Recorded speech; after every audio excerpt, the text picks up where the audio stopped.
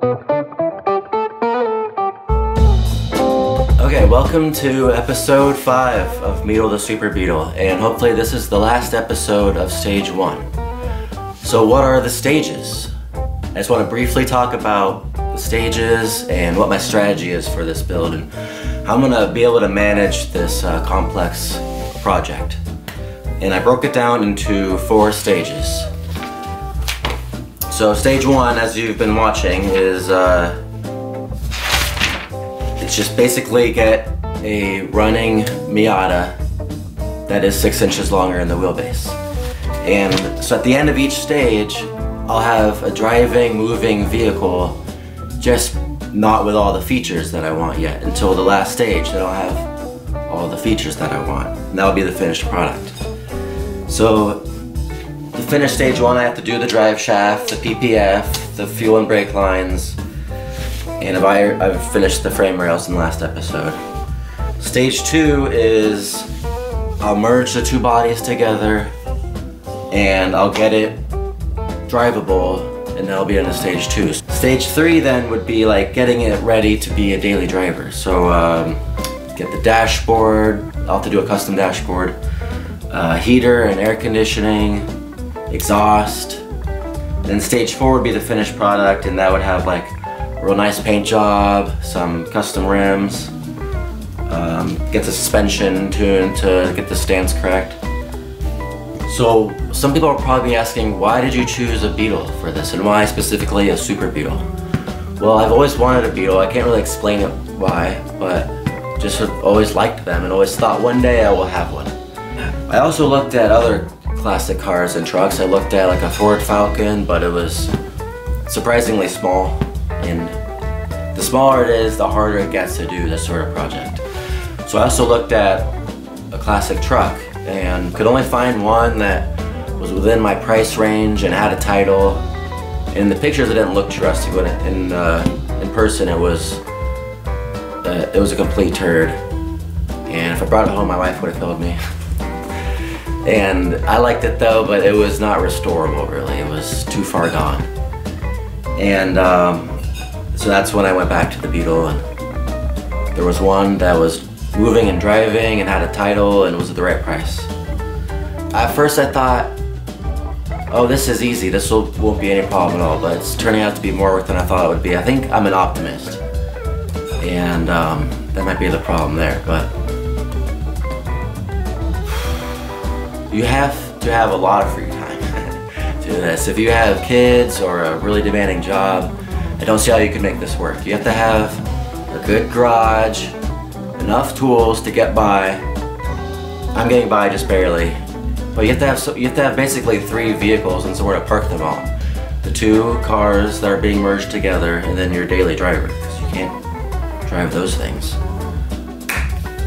Okay, so what I need to do next to finish stage 1 and have a running, driving Miata that is 6 inches longer is I need to send the drive shaft off to have it lengthened. And before I can do that, I need to measure. I need to measure from the transmission oil seal to the flange on the differential. Let's get to it.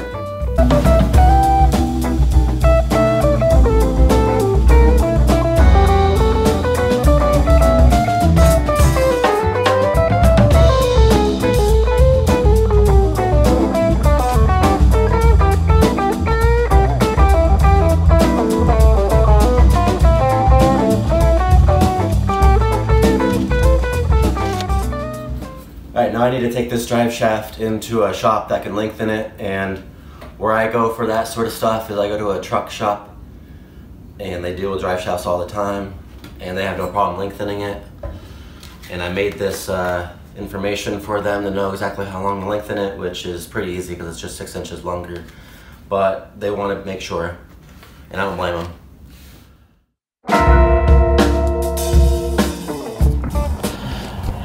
Alright guys, well I just got off the phone with the truck shop who has my drive shaft, and they couldn't find, they said they need to replace the U-joints, and I agree with them. The U-joints had a little tiny bit of play in them, and he says they got to replace both of them, but they can't because they can't find replacement ones. They're not serviceable. and he says he can order a new drive shaft or the parts to make one for me, and it'll be 400 bucks. And I was hoping it'd be less than 200 bucks for this job, but gotta bite the bullet on this one, I guess. And yeah, I don't know why I'm filming here in the Beetle though. Just to remind myself of how much I like the vehicle, yet how stinky and crummy it is in here at the same time. And I do know why. I had to move it in the driveway to get the trailer out, and I thought I'd just reverse it in the driveway and park the other way. Just trying to back it up and down the driveway. The engine's got a lot worse than I last drove it, and I had to use starter fluid. It was free, it came with the car actually. And it was a lot worse running. It wouldn't idle, and it basically would die if I didn't do some throttle jockeying with the throttle pedal, and was barely able to get it up and down the driveway. So yeah. Alright, well hopefully the drive shaft, they just get it done and get it to me quickly. Okay, I'm in the middle of putting the PPF extension together, and I've decided to make it extra beefy and add twice as many bolt points as I originally thought I would. And my thinking is that if I do that, then I don't need the cross member, because the cross member was just to like extra insurance, like over engineering just to keep the PPF rigid. But I was trying to think today, how was I going to design it, and how was I going to design the bushings, or if there was no bushing at all, then I wouldn't know how many vibrations would be going through my seat if I did that. And I think this is a better solution. So I'm gonna use this really thick metal and have to get the stick welder out actually, because the gas welder isn't going to be enough to for this thicker metal. And I'm gonna add some angle iron to it as well. Less talky, more worky.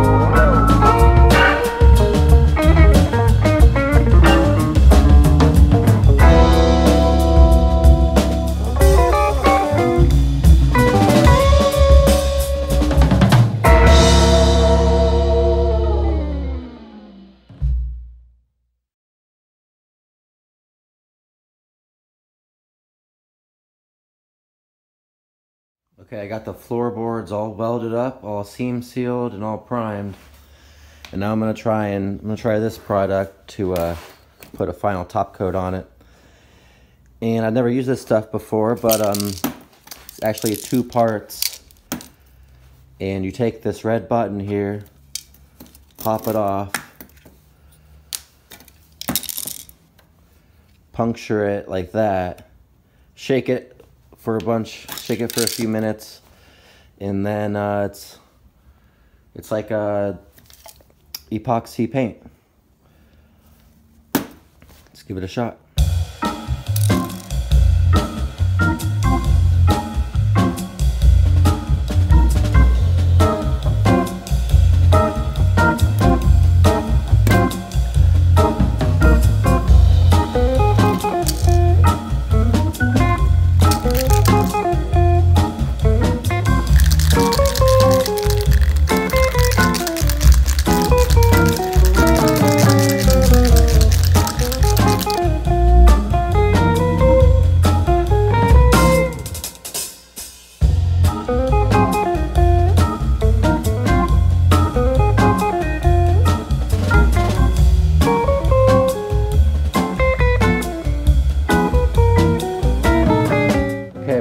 I'm not sure if I did something wrong, but the stuff kind of ran out halfway through the job. And it feels like it's halfway full still, but nothing comes out. So I'm not sure if I did something wrong or if just not as much in this product as there is in a normal spray paint can, which might be the case. I just don't know. So I had to finish up with some Rust-Oleum. So there's the floor pan. Not totally done because I'll put some sound insulation and stuff on it before I put the carpet over it, but yeah.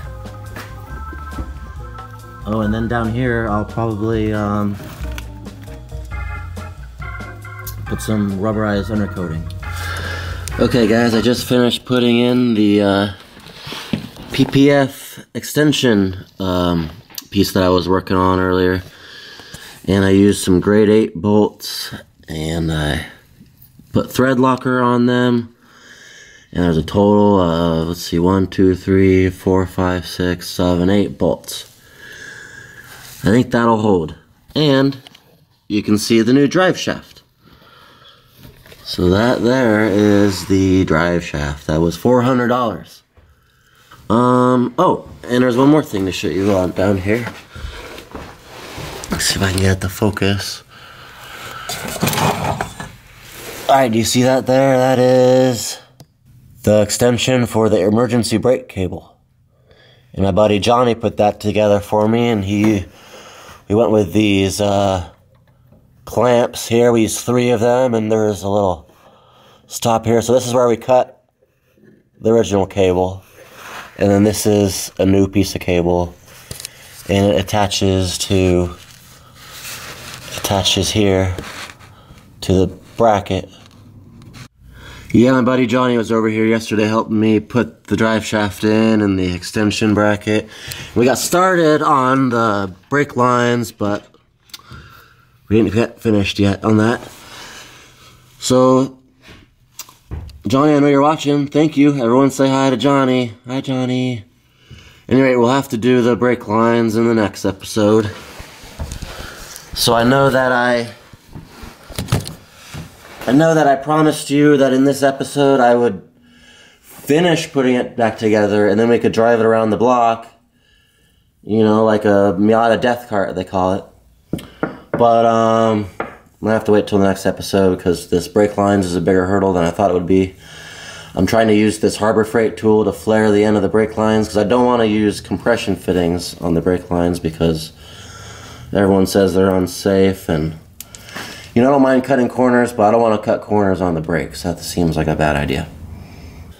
But, so I'll do that in the next episode. I know I promised that in this episode we would have it completely put back together and that we could drive it around the block, but that'll be in the next episode. I know, I'm sorry. I want to drive it around the block too. And then we can be done with stage 1. So if you remember, there was stages. And finally, we can get started on the Beetle in stage 2. And to be honest, I've been having some second thoughts about this whole project. And I think that's normal though. I think those thoughts will go away as soon as I get started on the Beetle, because that's what this is really all about. So thank you for watching, and please subscribe if you haven't already, and I'll catch you on the flip side.